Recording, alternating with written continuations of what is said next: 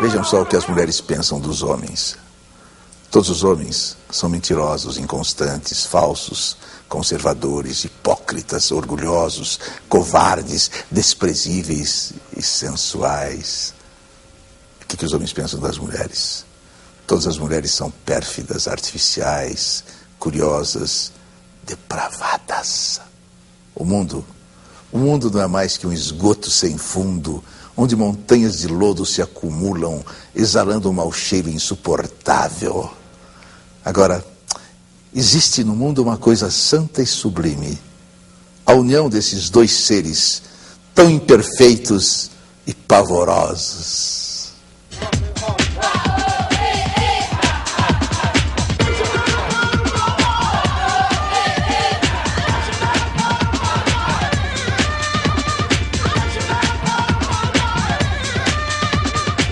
Pois é, na época que a soi-disant revolução ganhou nesse país, nós dizíamos, estamos cada vez mais pobres do que antes, e eles dizem que a revolução foi vitoriosa.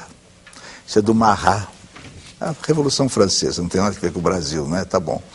Aí nós temos esse programa, Provocações, um programa que tem um prestígio enorme. Pouca gente assista, mas o prestígio, meus amigos, é fantástico.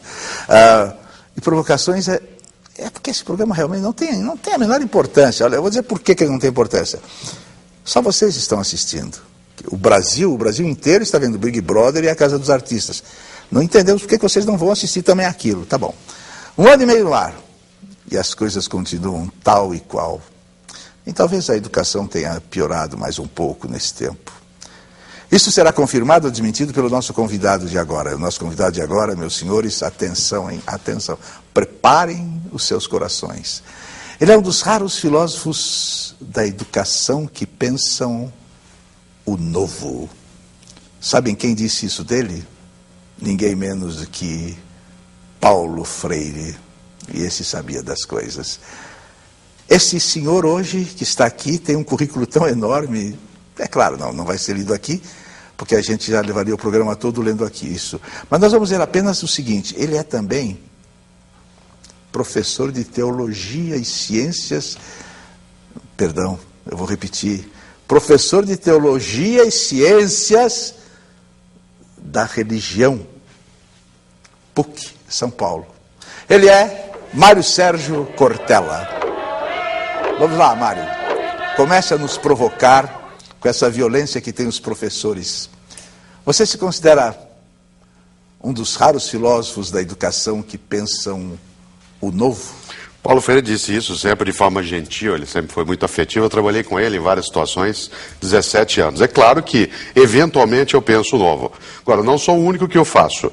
A educação brasileira tem muitas pessoas que não têm títulos, que não estão nas universidades, que não fazem parte das listagens, né, dos grandes pensadores, mas que pensam o novo na educação no dia a dia. Aliás, são elas que permitem que a nossa educação ela ainda resista nas condições relativas à proteção da cidadania do país. É exatamente milhares e milhares de homens e mulheres, sem ser demagógico nisso, que são sim capazes de pensar o novo em meio à penúria, em meio à miséria, e especialmente frente a algo que as elites produziram e ainda produzem no Brasil até hoje, que é um pedagocídio muito forte. Traduz isso. Um assassinato contínuo das condições da educação no nosso país. São elites predatórias, são grupos políticos de natureza gananciosa e uma parte de uma classe média anestesiada, né, nas suas convicções no dia a dia, que levam a uma forma, como eu dizia, de pedagocídio, que vitima milhões e milhões de pessoas no nosso país. Você acha que eles têm essa consciência? Nem sempre. Se não tem a consciência, tem a culpa de vez em quando.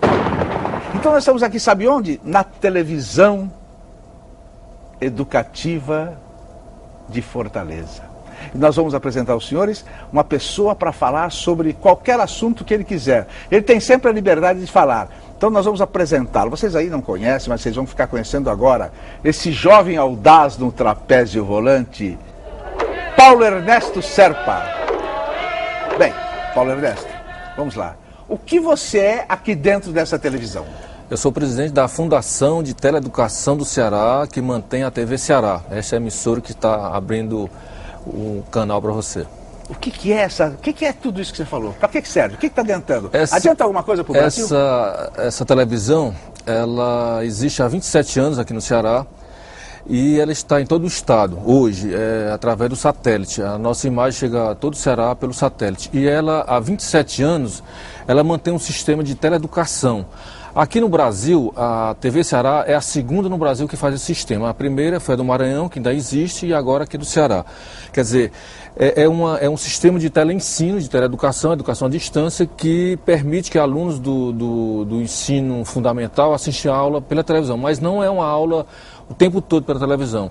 São 15 minutos de emissões diárias das matérias do ensino fundamental e o restante do tempo, 40 minutos, o professor na sala de aula, ele aborda todo aquele conteúdo que foi explicado durante esses 15 minutos pela televisão. Uma coisa.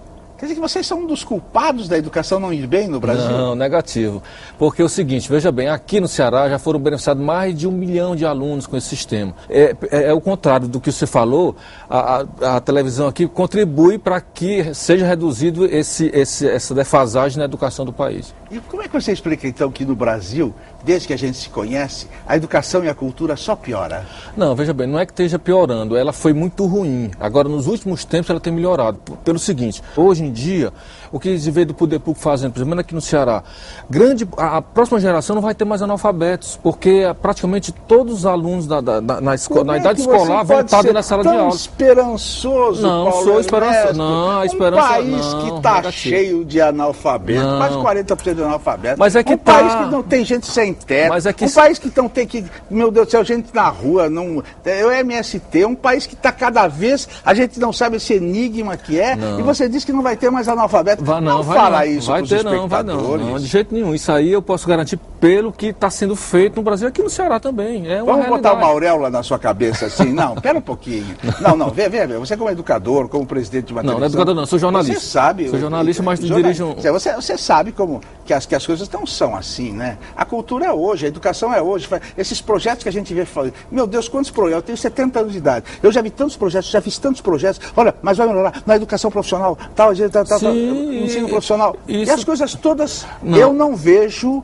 nenhuma razão de a gente ter uma esperança clara de que as coisas... Pois eu vejo. Esse aqui é o Alcibiades. É o Alcibiades, é um Beagle, matreiro sem vergonha, brincalhão, mas bonito. Mas ele parece que está melhor que um cidadão brasileiro. Não, ele é muito bem tratado, realmente. Quanto que o Alcibiades custa por mês? O Alcibiades custa ração, para falar a verdade. Ele custa 500, 600 reais. Porque você tem que pôr toda a ração, você tem que pôr todo o osso, você tem que pôr toda a água quando você sai, você tem que pôr a veterinária. É um filho da classe média na pré-escola. É um filho da classe média na pré-escola, exatamente. Responda com categoria... Então faremos mais devagar. Isso, assim... Por que aqui nesse país a cultura e a educação só pioram? Você vai me falar as coisas que eu sei ou não? Nem sempre. Né? Você sabe, às vezes você não. Você tem perspectivas em que a política ela melhora muito. Não é sempre piora. Você tem também mudanças em que, por exemplo, se agregou hoje a impossibilidade, a inaceitação do preconceito racial dentro da escola. Ou da discriminação em relação a gênero ou a relação à etnia. A escola hoje já rejeita isso bastante. De outro lado, um outro avanço, a necessidade de participação da comunidade escolar dentro dos processos, a rejeição que a população Os tem. negros acham que está superada a rejeição? De maneira alguma, nem poderiam achá-lo. Né? Eu estou dizendo que aparece hoje uma indisposição aquilo que foi característico em muito tempo dentro dos meios de comunicação, dentro da escola, dentro do material didático, em que havia sim uma discriminação clara, a partir da linguagem, a partir dos desenhos. Por exemplo, né, até hoje você tem muitos livros, né, de quinta série, digamos, do ensino fundamental, que trazem um conteúdo que é o corpo humano. Se você olhar, normalmente o desenho, quando você estudou isso, eu também, normalmente o desenho era um sujeito alto, forte, loiro, de olhos azuis, um sueco. Né? Comendo aqui embaixo, Exato. Stone. É. E aí a população brasileira, de maneira geral, ela olha para ela, olha em volta, que ela não tem referência. Agora, é claro que nós tivemos retrocesso. Nós estamos no início do século XXI, na datação cristã ocidental, e ainda assim nós temos no Brasil 18 milhões de analfabetos totais. Só 18 milhões? Só 18 milhões e 25 milhões de analfabetos funcionais a partir de 15 anos. Isso dá 43 milhões de pessoas a partir dos 15 anos de idade. Presta atenção. Você falou umas coisas aí que me interessam muito e interessa a qualquer pessoa que saiba andar na rua. A Organização Mundial de Saúde diz que o Brasil tem 50 milhões de indigentes. Eu fui no Aurélio e vi indigentes, pior que a pobreza. 50 milhões de indigentes. Você me diz que tem 48% de analfabetos. São 43 milhões de analfabetos. Pois é, posso dizer uma você? É. Olha que maravilha, você foi exatamente igual ao governo federal. Quando saiu 50 milhões, disseram, não é 50, é só 40 milhões de indigentes. Não é que você falou assim, por 48%. Pois é, 48%, não é 48%, é só 43%. Quer dizer, veja só a loucura que são essas respostas. Isso são provocações violentas em cima da gente. Sim, claro. Então, eu quero dizer o seguinte a você, que país é esse acontecendo isso? Nós somos culpados? Também somos. Também que nós somos vítimas e somos culpados. Veja só, não existe crime perfeito. Às vezes as pessoas querem colocar a própria educação como um crime perfeito no qual só haja vítimas. Não é verdade. Você tem causas intraescolares de dentro da escola, equívocos nossos. Um país como o nosso não é um crime perfeito esses dados que você deu? De forma nenhuma. Nós somos a 10ª economia capitalista do planeta. A questão é que nós temos... aí disseram que era a 7ª, depois a 8ª, agora está em 10ª. Varia, né? Depende da semana, né? Em função hoje, quando você tem uma discussão sobre a nossa dívida interna e os pagamentos do ativo dessa dívida, já cai um pouco no dia a dia. Agora, essas pessoas, esses indigentes, sabem que nós somos a 10ª economia? Não, eles não sabem. Nós vivemos um pouco aquilo que no Brasil chamaria de síndrome, né, da qualidade. Isto é, nós estamos, por exemplo, numa cidade como São Paulo, que é uma cidade na qual se argumenta que se come muito bem. É verdade. A questão na sequência é quem come. E onde? Quem come o quê? Ainda bem, né, para muitos, que essa cidade tem 16 mil toneladas de lixo por dia, o que permite, né, um certo cardápio básico para algumas situações. Ora, para os que abrem esse lixo. Evidentemente. Ora, você não pode pensar numa sociedade, numa democracia, em qualidade sem quantidade. Qualidade sem quantidade total não é qualidade, é privilégio. Muitas pessoas se orgulham, por exemplo, né, de algumas das bibliotecas que nós temos, ou de alguns dos nossos museus, que são de fato fantásticos. Se orgulham da cirurgia plástica que o Brasil tem, o desenvolvimento de algumas estruturas no campo da saúde, né, pesquisas que se faz, ou até o nosso parque industrial em várias situações. Mas qualidade sem quantidade total, ela é qualidade? Não, ela é privilégio. Qualidade social exige quantidade total. Nós não podemos falar, por exemplo, de uma educação de qualidade e que aumenta a qualidade, enquanto nós temos 3 milhões de crianças de 7 a 14 anos que ainda não frequentam escolas. Quando nós temos, como eu dizia antes, 43 milhões de pessoas acima de 15 anos de idade que são analfabetos totais ou funcionais. Tem mais.